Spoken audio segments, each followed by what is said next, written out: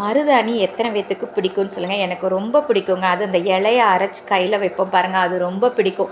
But இந்த தடவை cone கிடச்சிது, சரி அதை வைக்கலான்னு சொல்லி வச்சதுக்கப்புறமா பார்த்திங்கன்னா இந்த அளவுக்கு பிடிச்சிருந்தது. இது ரொம்ப அந்த வாசம் எனக்கு ரொம்ப பிடிக்கும். அப்பப்போ வந்து ஸ்மெல் பண்ணிக்கிட்டே இருக்கிறது தான் என்னோடய வேலையாகவே இருக்கும். அப்படியே ஃப்ரெண்டு கூட வந்து கடைக்கு கிளம்புனா அவங்க ஒரு ரிட்டன் கிஃப்ட் போடணும், வாங்க போய் பார்க்க போகலாம் அப்படின்ட்டு சொன்னாங்க. சரி ஓகே போகலான்னு சொல்லி கிளம்பி போனோம். பார்த்துட்டு ஒரு கடையில் பார்த்தோன்னா நமக்கு எப்போவுமே திருப்தி இருக்காதுல்ல, இன்னும் 2 3 கடை பார்த்துட்டு வந்து வாங்கிக்கலாம் சொல்லிட்டு அங்கேருந்து அப்படியே கிளம்ப ஆரம்பிச்சாச்சு. சரி வேறு என்ன வேலை இருக்குதுன்னு பார்க்கும்போது பேங்கிள்ஸ் வாங்கணும், வாங்க போகலான்னாங்க.